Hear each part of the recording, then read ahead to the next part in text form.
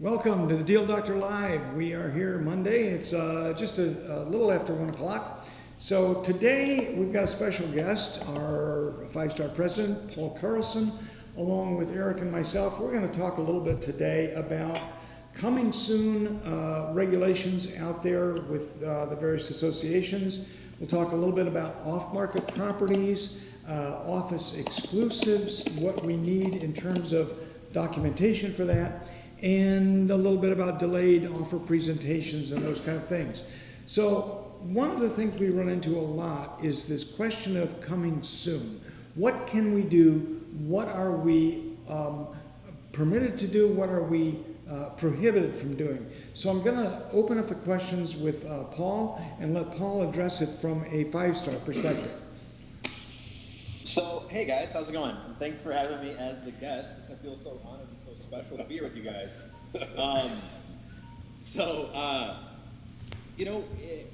It all, for me, there's going to be confusion here, and I'm not sure we're ever going to get away from confusion until the local and state associations are willing to create clarity.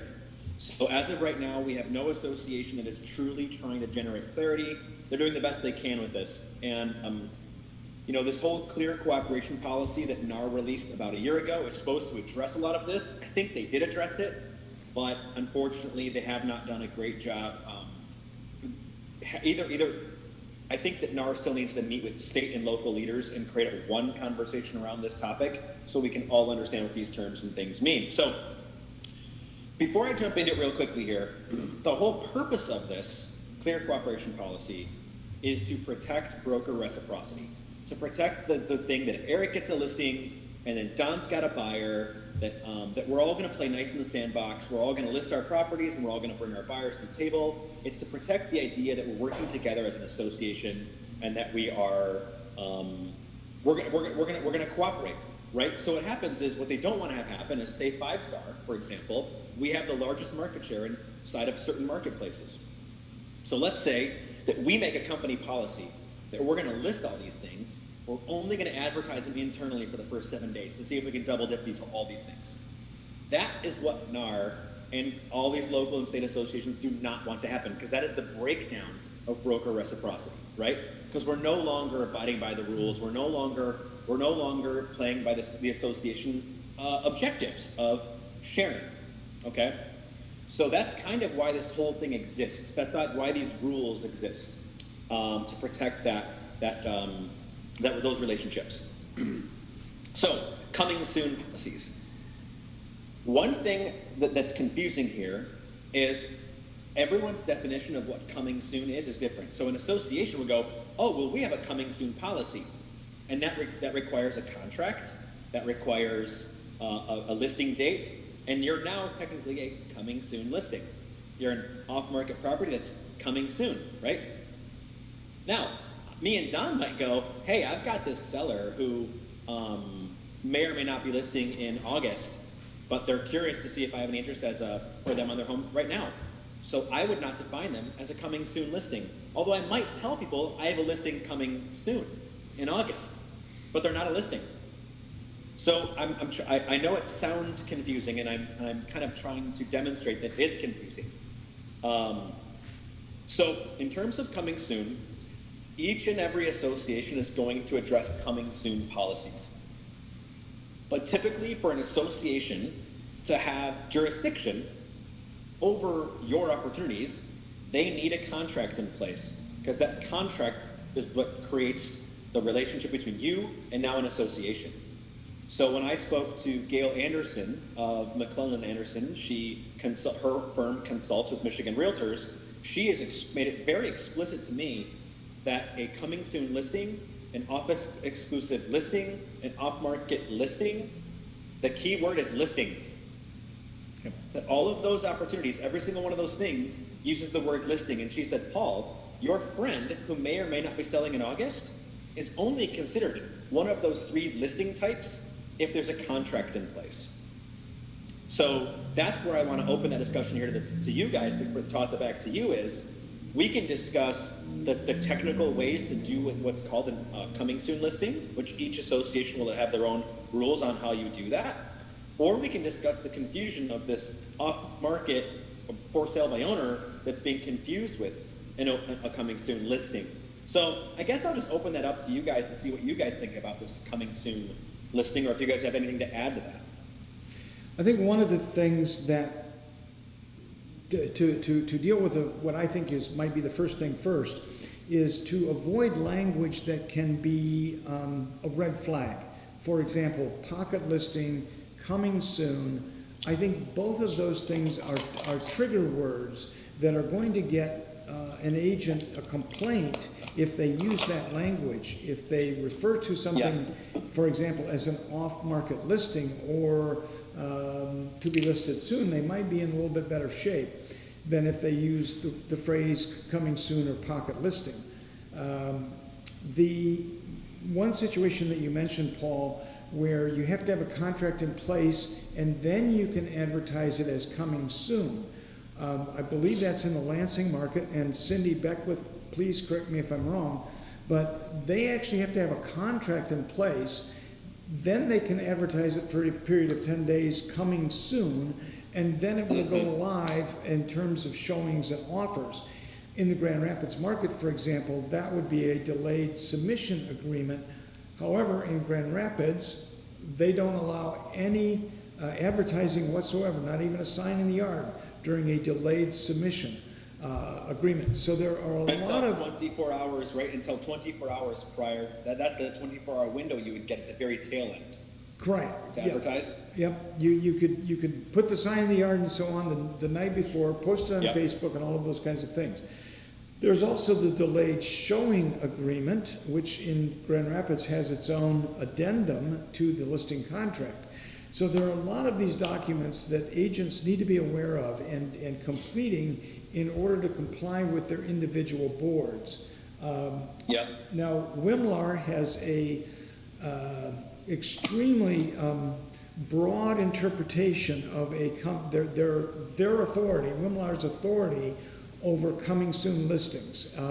It is, in my view, an overreach, but it's probably not going to change until Wimlar is challenged on that.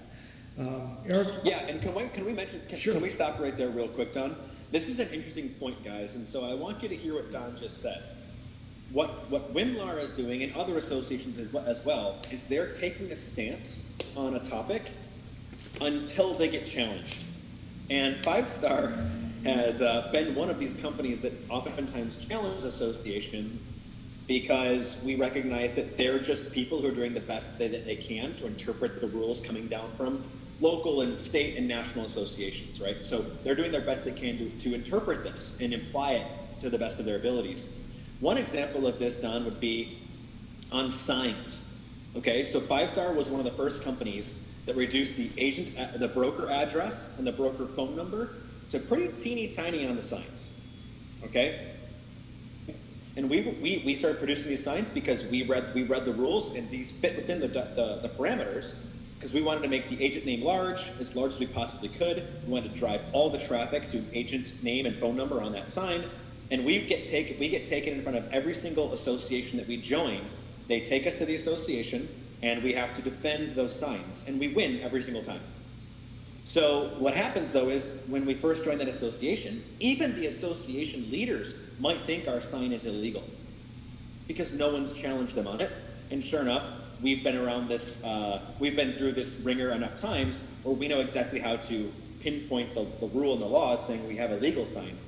So what's going to happen here with a lot of these new rules, a lot of these things that are going on, is eventually someone's going to feel like, hey, I think you're overstepping your bounds, Wimlar. I think you're over-interpreting this law, Wimlar, or this rule. I'm gonna challenge this. And so it'll get challenged. And it might be 5-Star potentially gets challenged or does the challenging. But Don is right that until they're challenged, we're all just trying to interpret it the best that we can. But as of right now, I have not seen any associations truly take this, down to the mat, so to speak, and make it a slugfest. Eric, any thoughts? I always have a lot of thoughts. Whether people want to hear it or not is another story. But I always caution agents, if you're going to have a coming soon event and you start talking it up, be aware you're not protected. You're opening up that potential client to being poached by someone else. And then that happens, you can't then fall back and say, well, I'm the victim of this. We have contracts for a reason. And the reason why we have those is to protect the agent and the client once you get them enrolled. But if you do the coming soons and maybe you don't have them as a true client, be prepared that in this market right now, people may go after that particular client. And you better hope that they truly are loyal, because you don't know until someone else gets in front of them. They might have a better elevation speech. They might be able to convince them to sign something, and now you have to go back and try to challenge it. And it makes it a nightmare, because now you thought, hey, I thought my client was with me. They're my good friend. Why did they sign something? Well, maybe they just weren't aware of what they were truly signing. Yeah. So And that, problems. it's not only Just be being careful. poached, it's not only being poached by other agents potentially, but if you post something on Facebook that says, coming soon, my neighbor is going to sell their house, guess who sees it? All of your friends list and all of your friends of friends and so on. The public. And maybe even the public, depending on what your settings are. So all of a sudden, the person shows up, cash, here we go. We don't need an agent, right? exactly, knock on the door and you're on the outside looking in. So be aware that coming soon, even aside from the MLS rules and associations interpretations out there, it is a risk that you are taking to even go down that road without a contract in place. So that's exactly right, and that is one of the risks that you should understand if you're going to go down that road. Like what's to stop a buyer from walking over saying, "Hey, I saw that someone posted you're going to be selling your house here. Hey, let's cut those realtors out real quick. You and me just have a quick, a cold one here, and we'll figure this thing out." I want the audience to hear this response. So there was a complaint levied at an association. This is particularly the Greater Regional Alliance of Realtors, about someone who did exactly what you guys just said, posted about this, hey, I'm holding an open house at an off-market property, right? I have an off-market sale that some people that I'm going to be holding this open house here. So here's what the association said. As a reminder, we adhere to the following policies related to advertising of listed or unlisted properties.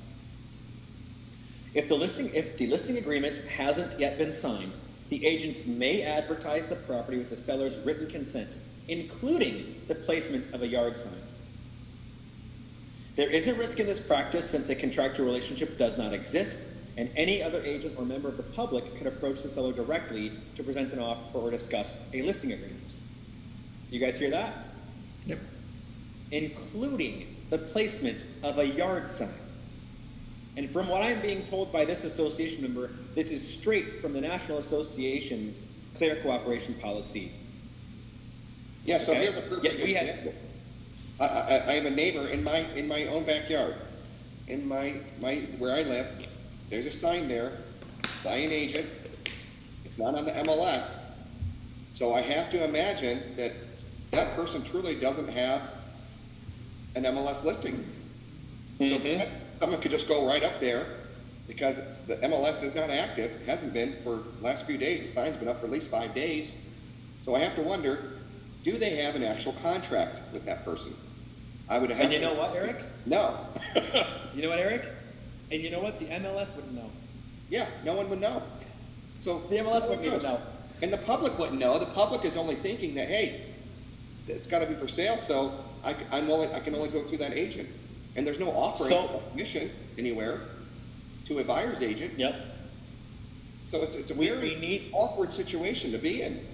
But you do And have the you can right see to why- go. Go ahead. You do have the right to go to the association and ask the question, do you have documentation of this listing? And if they say no, then it's a violation of, in my view, violation of clear cooperation if that's what they're doing, unless, as Paul says, there's no listing contract in place whatsoever, and they're just taking this on a whim. It might be a family member's house they're selling with a yard sign and their written permission. Again, not all of the associations are interpreting the clear cooperation policy one way. It's all over the map. It is, and that's the biggest, and that's what I'm doing is I'm collecting formal responses from the associations when this comes up. I've not seen a formal response from most of the associations. I do have this one here. The next thing they said in this email was, if this is an office exclusive listing, which let's talk about that for a quick second. People say, what's an office exclusive listing? Well, an office exclusive listing is a literal listing agreement that says that you are only going to advertise this or you're only going to offer compensation to people that are within your own brokerage. That's a real form of listing, okay? But, so if you use the word, I have an office exclusive, that phrase, that word, means this exact situation where you have a listing agreement in place that says that you are going to pay commission to anyone from within the brokerage, and only these people are able to show this property. So that's an office exclusive. Those need to be submitted to the MLS within 1 business day. Those contracts. I think the other thing that's important with that too is that if it is going to be an office exclusive, that request must be initiated by the seller. It's not something that the agent can say, oh, hey, how about we do this? How about we just market it within 5-star? It has to be something that, for example, Eric brought up in our conversation earlier, a divorce situation, or a spouse or partner was abusive, and the person who's still in the house is afraid of that person coming into their house by using an agent to get there, that sort of thing. So, and I get it that sometimes we want to do office exclusives for some good reasons, but it has to be initiated by the seller. And they're very rare, right? They're very rare. And so I think a lot of times when I talk to realtors, they're going, why in the world would anyone do an off-market, why would anyone do this off-market sale or an office exclusive? Like, what in the world? Clearly they're not going to get top dollar. Clearly they're not going to get maximum exposure. Why would anyone do this? How is it in your client's best interest? Well, I think we have to take a step back for a second, because as Don just put it, let's say you have a bunch of nosy family, a bunch of nosy neighbors, and you don't really want anyone knowing what you're up to. That's your choice, right? Mm-hmm. You might want to go off market. You might want to go office exclusive because you don't want it to be blasted out to Zillows and the rest of the world. You might be, and I know we don't have a ton of them here in Grand Rapids, but in other marketplaces like Nashville, New York, LA, you have celebrities, or you have politicians who are powerful, or business people that are powerful who don't really want people looking inside of their home. Yep. And they might choose to go off market. They might choose to go office exclusive because they're not really wanting anyone to get nosy. They want privacy. They value privacy over top dollar, potentially. So I think we have to also be careful not to say that there's only one way to list a property. That's the only way. That's valid. Right. So just that's just a little side note there. Yeah, I once had a client who had well over $100,000 in firearms in their house. They didn't want people traipsing in that were just, it was just anyone. They wanted to be very careful about who they allowed in their house. Let's shift a little bit to off-market properties, which is slightly different than office exclusives, in that it may be that friend, neighbor, family member who has agreed to pay you something, but they don't want to put it on the MLS. They're not going to sign the contract. They're not going to do the listing contract. How do our agents protect themselves to get paid, or even offer a co-brokerage fee for an off-market property? Eric, can you address that at all? Yeah, I mean, when we approach these types of individuals that just don't want anything to do with the MLS, we do have compensation agreements. I mean, there has to be something in writing that says, hey, look, if I bring you a buyer, will you compensate me? And we can do that with a compensation agreement or a single buyer. There's other forms where we know of someone already, and then we go, it's very similar to a compensation agreement, and say, hey, look, I have this potential buyer. Would you be willing to pay me a commission if I bring you a buyer? But if anything, we definitely want to have something in writing to that effect, a compensation agreement. But most of the time, these individuals don't want to have anything to do with the MLS, or sometimes even real estate agents. They're very hesitant for some reason. So it's one of these where you got to walk this fine line one, you always need to disclose an agency relationship with this individual, but sometimes you don't know whether you're going to be representing them or not. Well, I want to is it touch. going to be that situation? Touch on that whole idea of FSBOs for a second. I know we get this question a lot, and I'm just going to interject it here. But when you are working with someone, again, let's say this office exclusive situation, where you have a compensation agreement in place, and you have your broker admin fee in place, and a buyer comes along and buys it from you, without representation by another agent, then you're required, according to company policy, to charge two 295s or two broker admin fees. We get that question a lot because sometimes agents will link it to representation, and it's not about representation, it is about the liability that we take on as a company when there's any number of parties involved in a transaction. So, Yes. So in terms of securing things, making sure there's, you still need to have some kind of agency set up. You still need to have some kind of compensation agreement set up, right? Yeah. I wanted to just touch briefly on the issue of delayed offer presentations. And one of my, I'll call it a pet peeve, I guess, is when I see the word deadline for offers. And I would encourage all agents to avoid the use of the word deadline. It's a delayed offer presentation. Even the Grand Rapids, or the Regional Alliance of Realtors, has a document that they, an addendum to the listing contract, which deals with delayed showings and delayed offer presentations. Because when you use the term deadline, it suggests that the listing agent or seller is not going to entertain or accept or look at offers that come in after that deadline. And that's not the case. It's just simply not the case. If the quote-unquote deadline is 5 o'clock on Tuesday, and they get a bunch of offers by 5 o'clock, and then another offer comes in at 7 o'clock while the seller is still reviewing and considering that batch of offers that got there by 5 o'clock, that seller's under no obligation whatsoever to ignore that offer that came in at 7 o'clock. And I think that's a misunderstanding that a lot of agents have. They think that deadline is a cutoff for offers, and it's not. So. No, I agree.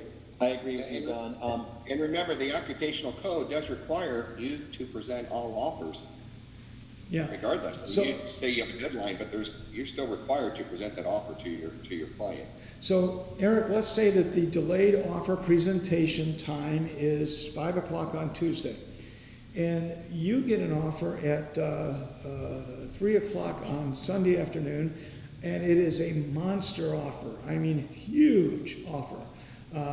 Let's say, $50,000 over the asking price, cash, no inspections, no appraisal, complete waiver, and your seller decides, I want to take this offer. What position does that put you in as the listing agent to decide that now you're going to eliminate that delayed offer presentation clause, which is in the contract? Yeah, it puts you in a very bad position as an agent, and you need to be very careful. If you're going to agree for rules of engagement and how you're going to conduct reviewing offers and allowing the client to accept an offer, you really need to stick with that. And I have to wonder, well, how did that client see that offer in advance if you were waiting to hold all these? So there would be a breach of what you initially wrote on the listing agreement, that you were going to review offers at a certain time frame. So that's a problem right away. Right. And Eric, it is what you just said. That little thing right there that you just said, that little thing of how did they see the offer? And I think that deep down inside what's happening in a lot of these scenarios, Eric, is exactly what you just sort of alluded to. The agent is saying we're delaying offers until Monday at 5 p.m., but they're firing off these offers to their client as they roll in. So technically, and this is where the association will pin you against the wall. As they'll go, hey, can you show me your dot loop activity log there real quick?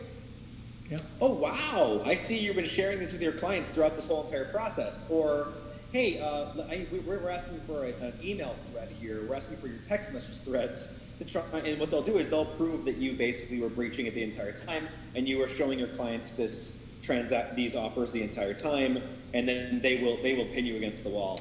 Yeah, and there is language within that delayed offer presentation addendum, which is really important. And it identifies that you're not going to present offers as they come in. That's the occupational code requirement, but in this particular case, it actually waives that requirement of you as the listing agent so that you don't present offers as they're coming in and create this situation or contribute to that situation. Right. Now we have seen some slick ways around this, where we see people saying, listing agent will be presenting offers as they come in, and the seller withholds the right to call for highest and best, or something along those lines. But this is the kind of the interesting thing about these delayed presentation of offer addendums to me is the seller always has the right to decide. Like if I don't write anything at all, my client can ignore all these people. My client can wait until 5 p.m. on Monday if they choose to do so. Or they can call for highest and best. Yeah. Or they can call for highest and best at any given time. So it's only when you bring this delayed submission addendum to the table where you now place all of these rules and regulations upon yourself. Yeah. Now, as Don alluded to earlier, when you use the phrase, let's say you don't have a delayed submission addendum and you say deadline 5 p.m. on Monday, but let's say you don't have one of these addendums signed saying you're going to delay offer presentation, the association will say, well, based upon the word deadline used here, we're going to assume that was your intention anyways, and you still have broken the rules. So they'll read into your language where if you say, hey, offer a deadline of 5 p.m. on Monday, and let's say you present them all weekend long and you accept one at Sunday at 3 p.m. And then you go, well, I never actually signed that delayed presentation addendum, so they'll still pin you because of the language in that section. Yeah, and this language has to be in your contract or as part of it, an addendum to the listing contract in that delayed offer presentation addendum, delayed offers and showings.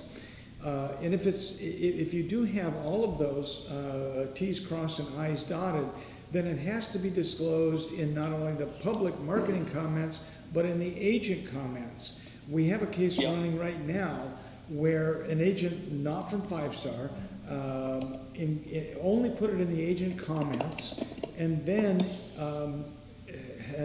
we're trying to identify exactly what happened here, because it says that here's the delayed offer date that we're going to review them, but then says, oh, but by the way, the seller can accept any offer at any time prior to that.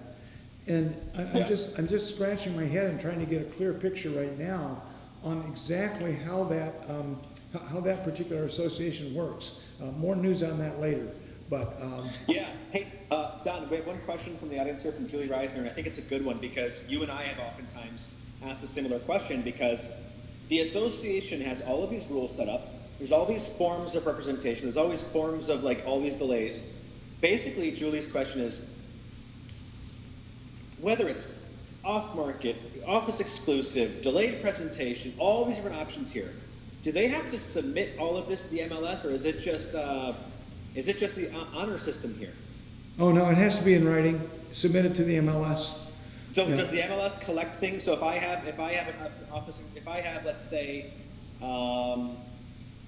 agency, nothing to do with agency relationship. That is something the MLS will not track, but they will track things like delayed presentation of offers addendums.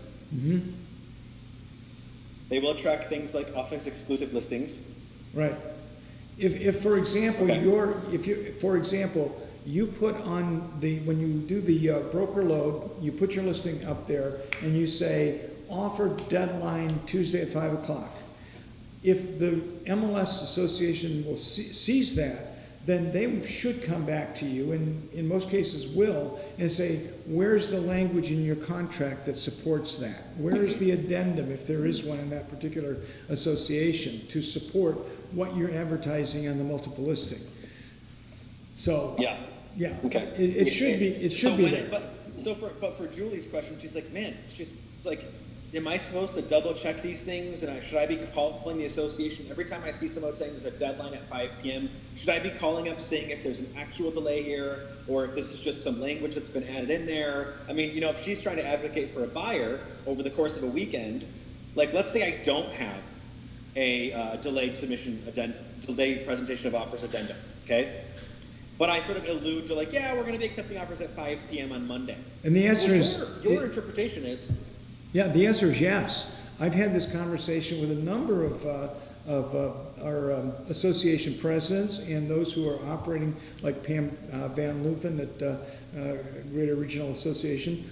So, yes, absolutely. We should contact the board and identify whether or not there is any language in the contract or an addendum that gives the seller the right to, or the listing agent, the right to hold offers and not present them until a later date. Absolutely.